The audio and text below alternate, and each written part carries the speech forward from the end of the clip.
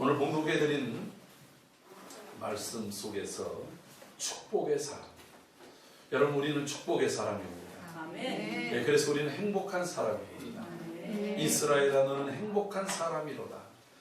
모세가 마지막 그 느보산을 가기 전에 모압 평지에서 이제 이스라엘 백성들에게 신명기 다시 말씀을 펼치면서 40년 동안에 있었던 그런 설교를 다 한 다음에 이스라엘 백성들을 축복합니다. 각 지파별로 축복하고, 축복의 결론이 무엇이냐면 너 이스라엘아, 너는 행복한 사람이야. 여러분, 오늘 하나님의 은혜와 하나님의 축복을 덧입는 사람으로서 내 눈에 보이는 환경, 내 눈에 보이는 형편, 내 눈에 보이는 상황에 굴하지 않고 오늘 살아계신 하나님이 내 하나님 되시고 나를 구원하시고 나를 여기까지 이끄시고 앞으로도 인도하실 그 주님을 바라보면서 이 은혜와 축복이 여러분들 삶 가운데 가득하기를 주의 이름으로 축원합니다. 아멘.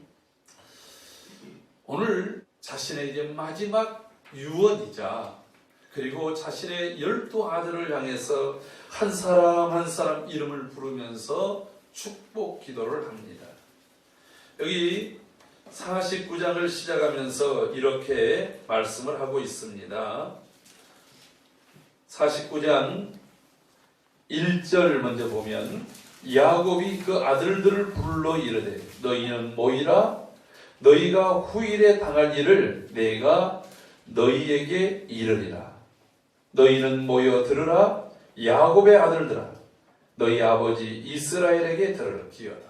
이러면서 장자 루벤부터 이야기를 하는데, 이 얘기를 다 끝난 다음에 뭐라고 얘기하느냐. 28절 말씀. 이들은 이스라엘의 12지파라. 이와 같이 그들의 아버지가 그들에게 말하고 그들을 축복하였으니 곧 그들 각 사람의 분량대로 축복하였더라. 이렇게 말하고 있어요. 사실은 야곱은 12 아들에게 다 축복하였다라고 말하고 있습니다. 그리고 그 축복이 각 12 아들의 분량대로 축복했다. 이렇게 얘기를 하고 있어요. 그런데 다시 한번 앞으로 가서 3절과 4절 말씀 먼저 보겠어요. 3절 4절. 루벤아, 너는 내 장자요, 내 능력이요, 내 기력의 시작이다. 위풍이 월등하고 권능이 탁월하다. 아주 멋진 말이잖아요. 너는 내 장자, 내 능력, 내 기력의 시작이다. 여기까지만 할 때도 굉장히 좋았어요. 어떤 분이 책을 썼는데 요 문구만 딱 가지고 썼더라고요. 그러니까 루벤이 너무 멋있어 보여요. 그런데 그 다음 4절에 물의 끓음 같은즉 너는 탁월하지 못하니. 권능은 너에게 원래 탁월하게 주어졌는데 너의 인생은 탁월하지 못한다. 얼마나 안 좋은 반전입니까? 그 이유가 무엇이냐면 내가 아버지의 침상에 올라 더럽혔음이로다. 그가 내 침상에 올랐었도다. 이게 무슨 말이냐면 이 루벤이 자기의 그 아버지의 첩인 빌하를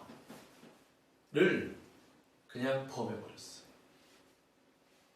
그러니까 자기의 정욕을 이기지 못하고 아버지의 아내를, 비록 첩이지만 아버지의 아내를 겁탈하는 거예요. 여러분, 이게 마치 어떤 의미냐면 이것은 아버지의 권위를 도전하고, 특별히 아버지의 권위는 이 족장 시대에 있어서는 제사전적인 하나님과 이 가정을 연결하는 그러한 권위를 도전하는 것이 돼요. 여러분, 이 아버지의 권위를 도전했던 사람이 또 한 사람이 있었어요.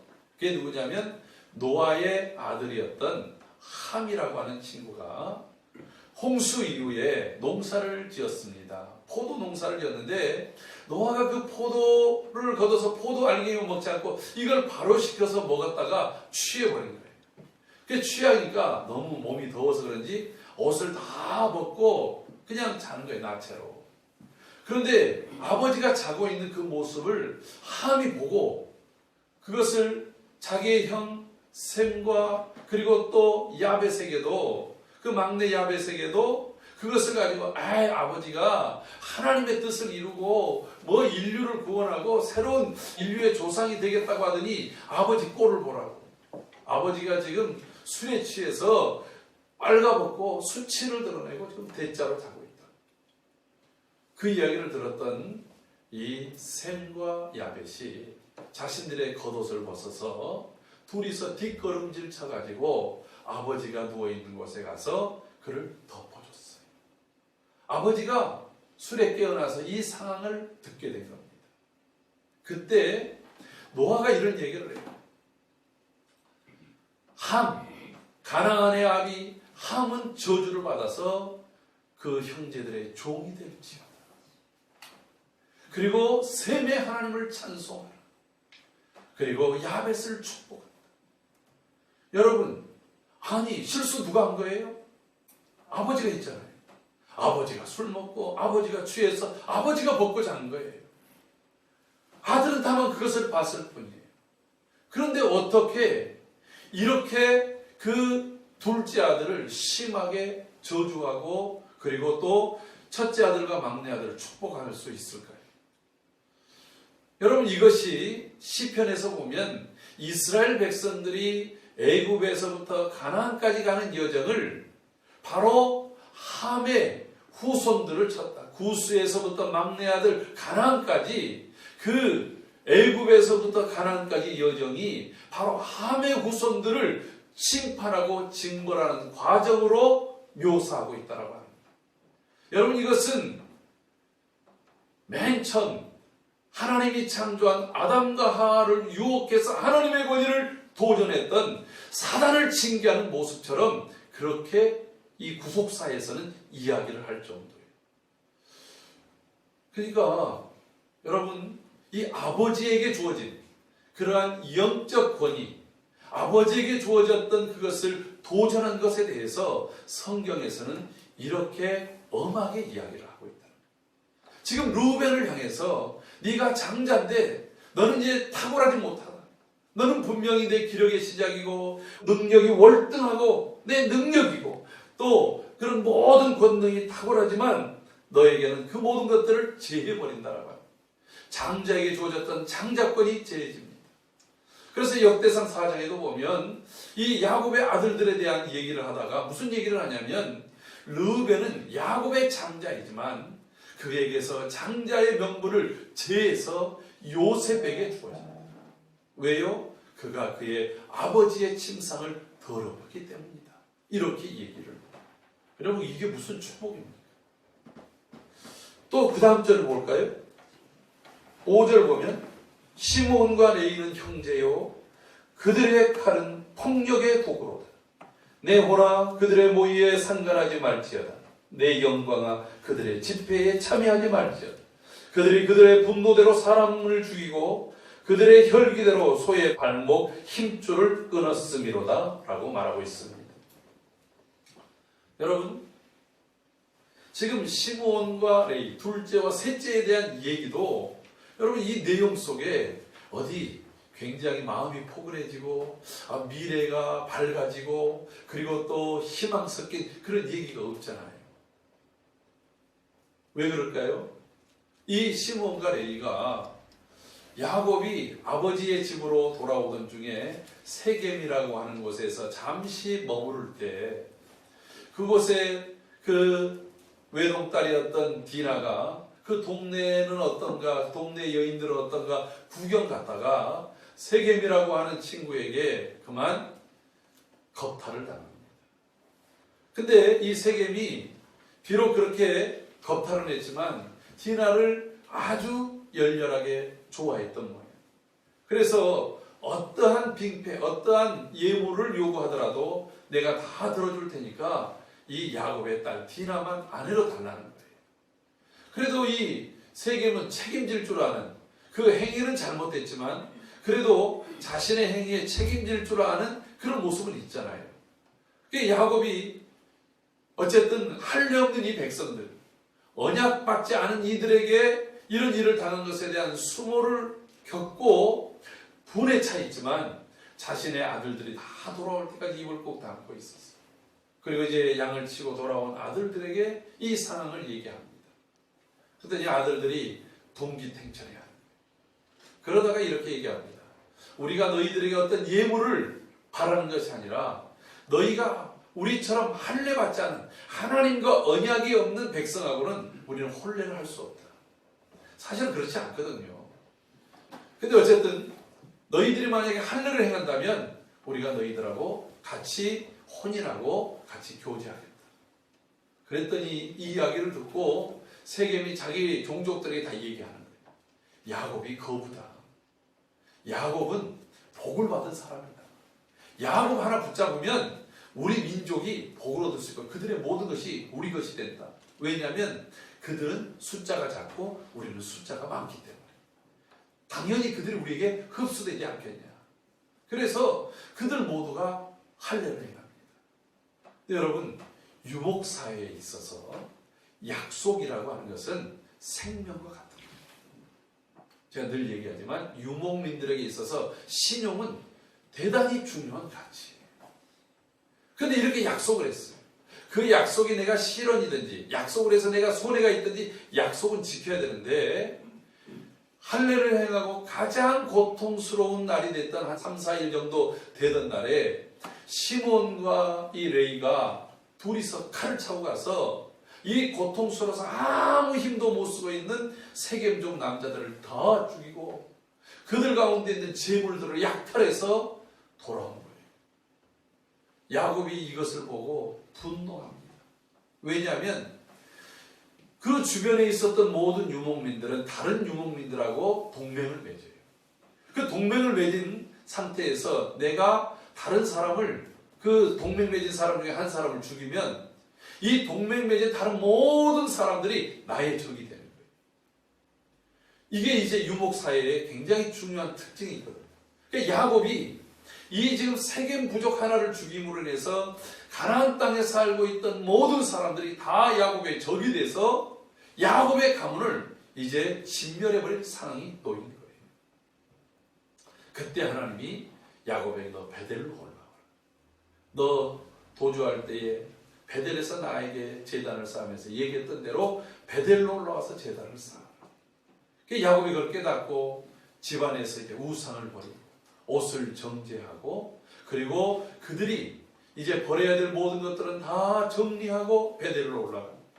그때 하나님께서 가나안 족속들에게 두려운 마음을 줘서 야곱을 건드렸다는 그들 모두가 다 죽는다라고 하는 생각 속에서 그들이 야곱을 추적하지 않고 살아나요.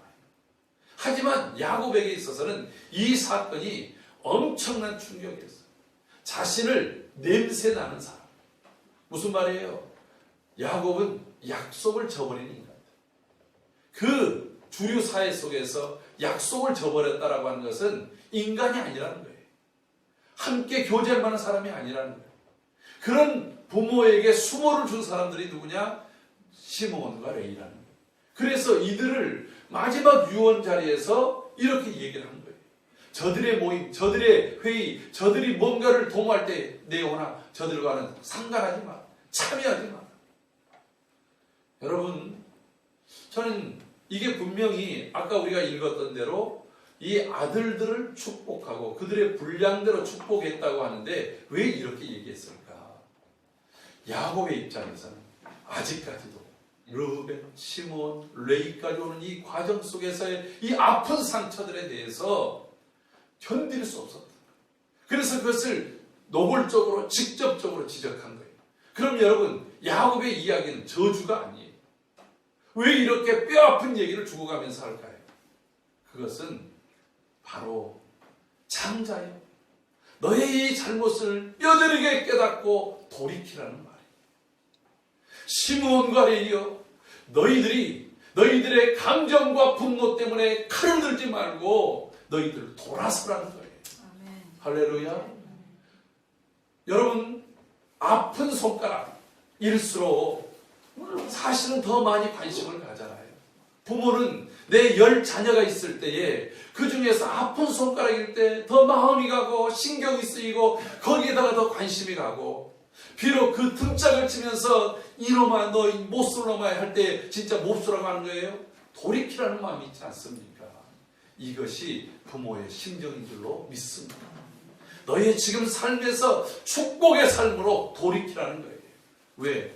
너는 너의 증조부 아브라함과 그리고 할아버지 이삭과 너의 아버지 야곱의 이어지는 축복을 받은 자라고 하는 것을 이야기해 주고 있는 것입니다.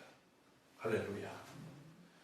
오늘 다른 여러 자녀들에 대해서 일면들을 한 면 한 면씩 본다면 깨닫게 하는 것들이 많겠지만, 처음서부터 끝까지 복의 복으로 얘기하는 사람이 있는데 오늘 본문의 요셉입니다. 오늘 본문을 다시 한번 돌아가서 22절, 요셉은 무성한 가지 곧 샘 곁에 무성한 가지라. 그 가지가 담을 넘었더라. 여러분, 한 나무가 있습니다. 이 나무, 특별히 이 가나안 땅에서는 땅의 형질은 보면 기름지고 좋아요. 그런데 문제는 이 땅에 수분기가 있느냐 없느냐예요.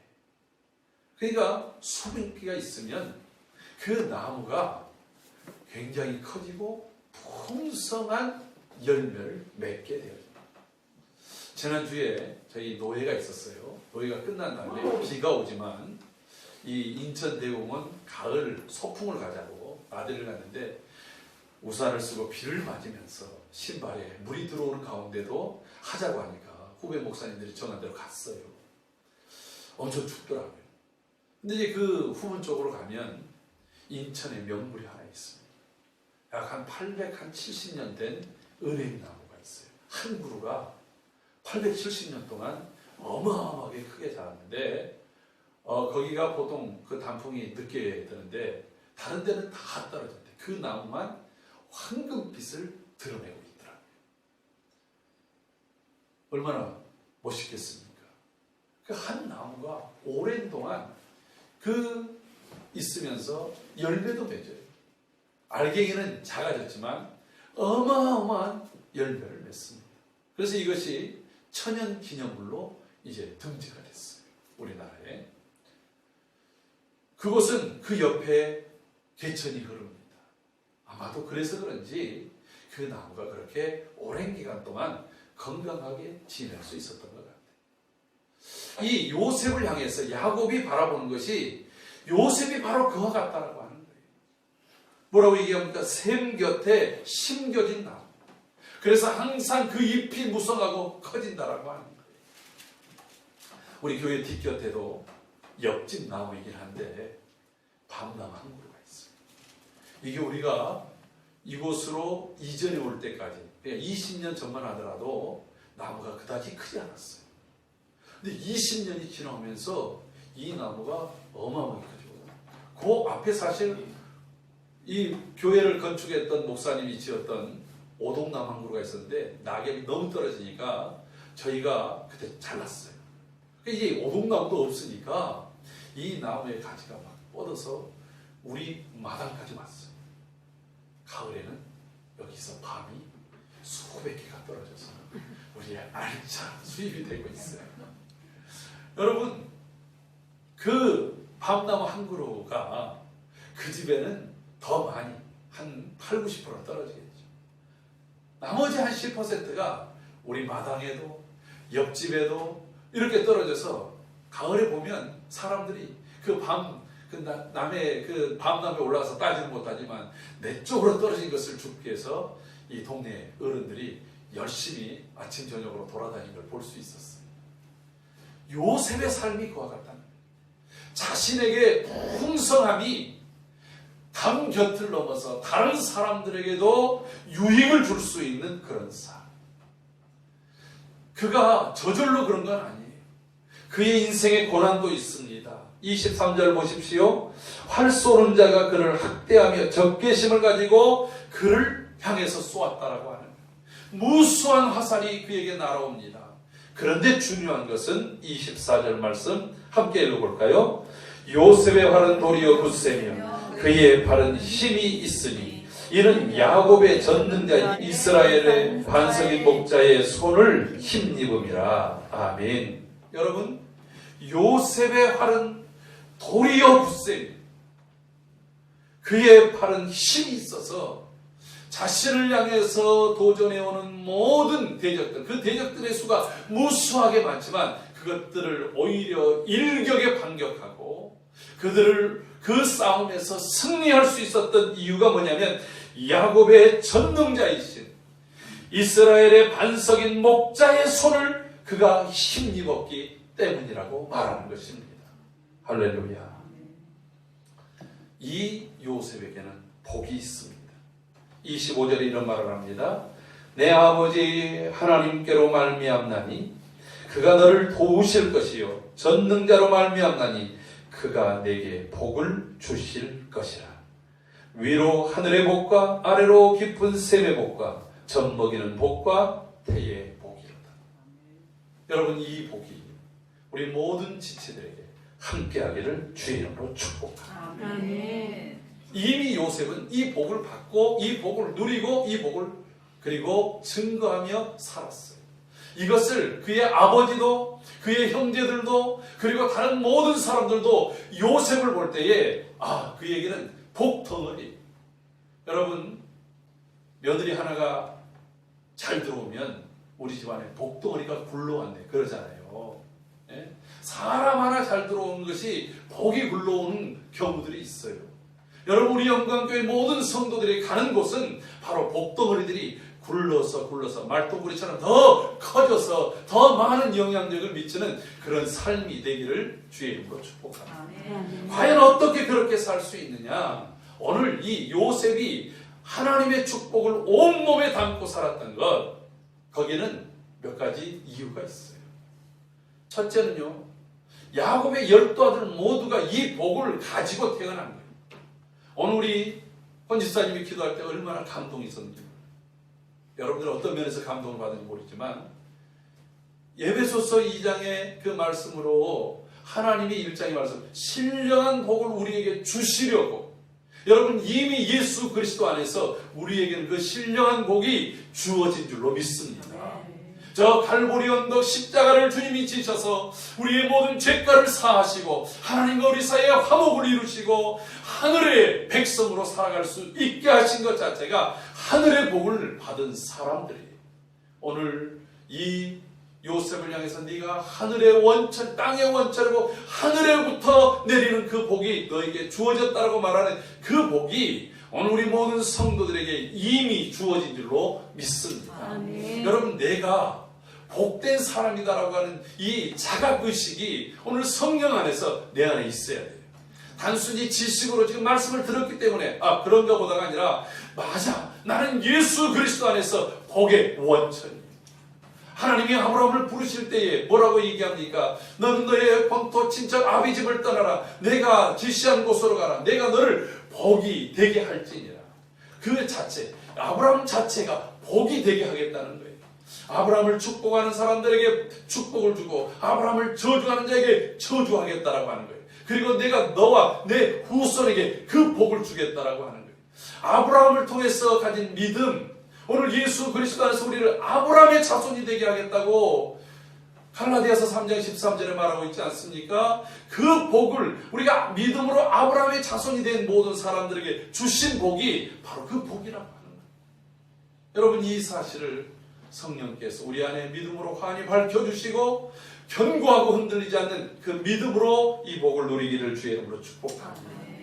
뿐만 아니라 아브라함과 이삭과 야곱, 이 복된 사람들에게 공통적으로 있는 그 내용이 있어요. 다른 사람들 모두가 인정해 주는 말. 우리가 지난 시간에도 이삭을 배웠어요. 아비멜렉이 찾아와서 너는 복을 받은 자다. 여러분, 그 복을 받은 이유가 뭐라고 그랬어요? 딱 한마디였어요. 하나님이 너와 함께 하시도다. 아브라함과 함께 하시니까 바로도 함부로 못해. 아비멜렉도 함부로 못해. 이삭도 마찬가지였어요. 야곱도 마찬가지였어요. 야곱이 얼마나 많은 실수와 잘못을 합니까? 그럼에도 불구하고 하나님이 그를 붙잡으시니까 다른 이들이 야곱을 함부로 하지 못했다라고 하는 거예요. 자, 우리 성경 한 구절 찾아보도록 합니다. 창세기 39장 2절 3절 같이 읽어보겠어요. 시작. 여호와께서 요셉과 함께 하심으로 그가 형통한 자가 되어 그의 주인 애굽 사람의 집에 있으니 그의 주인이 여호와께서 그와 함께 하심을 보며 또 여호와께서 그의 범사에 형통하게 하심을 보았더라. 아멘. 여러분, 지금 보디발 집에 노예로 끌려갔어요. 히브리 소년입니다. 물 건너왔어요. 목축업을 해요. 애굽 사람들은 이렇게 어디서 멀리서 뜨내기로 오는 사람들, 특별히 목축업을 하는 사람들, 몸에서 이 양냄새 이런 것들이 있는 것에 대해서 굉장히 나와 다른 냄새에 대해서 굉장히 민감하게 반응하고 가증히 여겼더라. 이렇게 성경에 나와 있어요. 여러분, 사람마다 다 체취가 있어요. 그 체취는 각 자기네 땅, 음식, 그리고 그 삶의 습관, 온도에 따라서 체취가 오랜 기간 동안 그 사람들에게만 나는 체취가 있습니다. 그래서 나와 다른 냄새가 난다, 체취가 난다고 해서 그것을 터부시하거나 거부해서는 안 되는 거예요. 왜냐하면 나도 상대방이 느꼈을 때는 내 냄새가 그렇게 좋은 냄새는 아니거든요. 그래서 우리는 그러한 부분에 있어서 좀 민감하게 좀 이 배타적인 그런 마음을 가지고 있는 것을 볼 수가 있습니다. 어쨌든 애굽 사람들이 그렇게 여겼어요. 그러니까 노예로 끌려갔지만 그 노예의 생활이 얼마나 고됐겠습니까? 그런데 주인만큼은 이 요셉을 대하는 게 달랐다는 거예요. 왜냐하면 종 하나, 노예 하나를 사왔는데 이 노예가 오면서 그의 곁에 뭔가 알 수는 없지만 후광이 비쳐요. 그에게 무슨 일을 맡기면 그 일이 제대로 돼요, 빠르게 돼요, 잘 돼요, 넘치게 돼요. 할렐루야. 그래서 자세히 봤더니 다른 건 모르겠는데 그의 삶을 통해서 자신도 인정하는 것, 하나님 여호와께서 그와 함께 하시더라. 여호와께서 그와 함께 하신 것을 그 주인 보디발이 보았고 라고 얘기를 하고 있습니다. 그래서 주인이 일을 점점 더 맡겨봤어요. 그랬더니 5절에 이런 말합니다. 그가 요셉에게 자기의 집과 그의 모든 소유물을 주관할 때부터 여호와께서 요셉을 위하여 그 애굽 사람의 집에 복을 내리심으로 여호와의 복이 그의 집과 밭에 있는 모든 소유에 미친지라. 아멘. 여러분, 그 다음 또 한 번 더 읽어보겠어요. 39장 23절 말씀 다 같이 읽습니다. 시작. 간수장은 그의 손에 맡긴 것을 무엇이든지 살펴보지 아니하였으니 이는 여호와께서 요셉과 함께 하심이라. 여호와께서 그를 범사에 형통하게 하셨더라. 아멘. 여러분, 요셉이 모함에 의해서 보디발의 아내를 겁탈하려고 했다, 실패했다고 해서 감옥에 갇혀졌어요. 여기에는 여러 이야기들이 있어요. 보디발은 어떤 사람입니까? 시대장은 어떤 사람입니까? 일설의 학자들에 의하면 이 시대장은 주로 누가 하느냐? 내시들이 한대. 그러니까 내시에게 아내가 있다. 여러분, 우리나라도 고려 때나 조선 때 내시들에게 아내가 있었어요. 근데 내시는 남자의 구실을 할 수 없잖아요. 그러니까 이게 아내는 있으나 이 아내들은 얼마나 고통스럽겠어요. 남편은 있는데 남편과 함께 할 수가 없는 뭐 그런 것들을 여러분들 한번 상상해 보세요. 어쨌든 분명히 이 보디발이 아내를 겁탈하다가 실패한 요셉에 대해서는 자신의 시대장의 권위로 요셉을 그 자리에서 죽여도 전혀 잘못이 없어요. 요셉이 억울하다고 얘기해도 아내가 만약에 무고한 것처럼 비춰지면 자신의 체면도 있잖아요. 그럼에도 불구하고 이 보디발은 분노는 했지만 요셉을 죽이지 않고 옥에다가 집어넣었어요. 여기에는 많은 행간의 이야기들을 할 수 있습니다. 아내의 행실, 자신의 상황, 요셉이 어떤 사람인가에 대한 이 보디발의 생각이 거기에 담겨 있는 거예요. 억울하게 요셉은 파렴치범으로 옥에 갇혔어요. 여러분, 이 감옥은 고위 공직자들이 오는 감옥입니다. 그 감옥 속에 신분으로는 올 수도 없는 사람이 왔어요. 간수장이나 거기 옥졸들이 이 요셉에 대해서 동네 부가 아니겠어요? 제가 추자도에서 방위를 쓸 때 이 파출소 지서에서 근무를 했어요. 근데 그때 동네에서 좀도둑으로 어떤 청년이 걸려가지고 잡혀왔어요.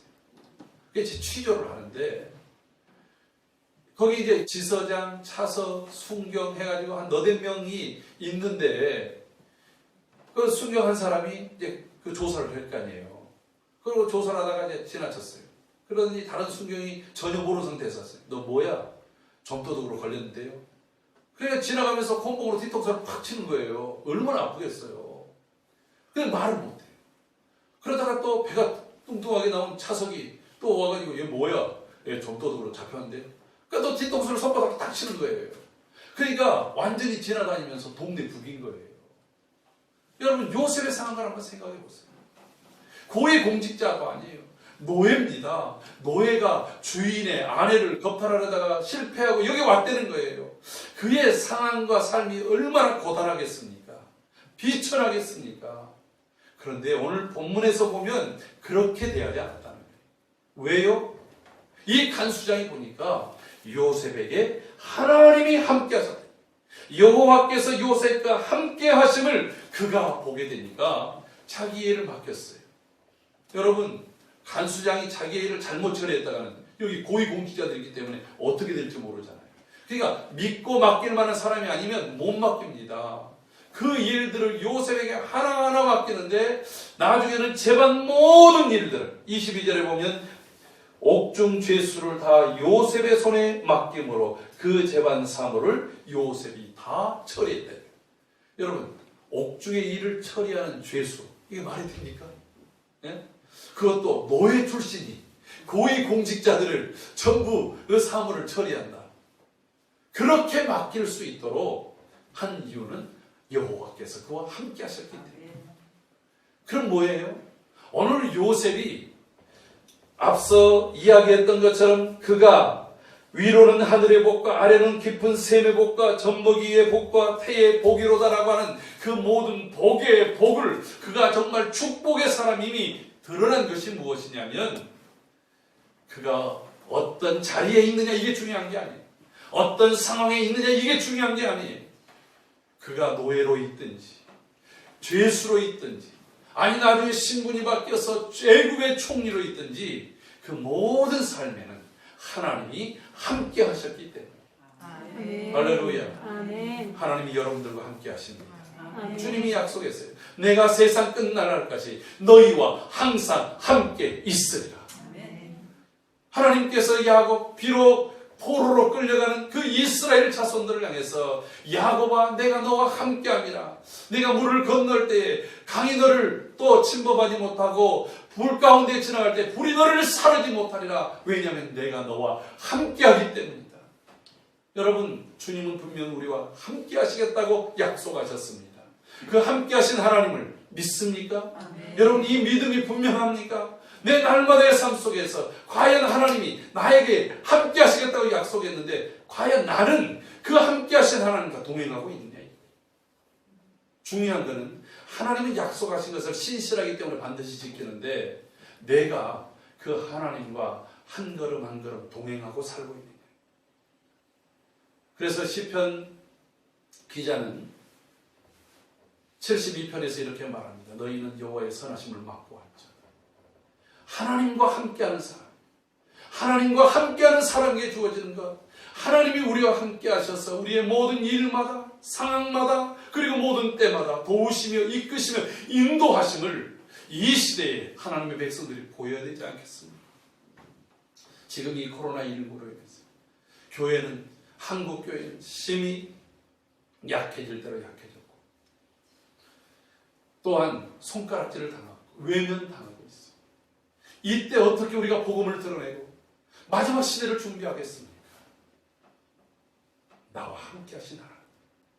내가 하나님께 더 가까이 가며 하나님의 뜻을 깨달아 하나님의 은혜를 구하는 삶 속에서 나뿐만 아니라 다른 모든 사람들이 당신은 축복의 사람, 하나님이 함께하는 사람, 하나님으로 인하여 형통한 사람, 그런 고백과 칭송을 들을 수 있는 우리 영광의 모든 지체들이 되기를 주의 이름으로 축복합니다. 아멘.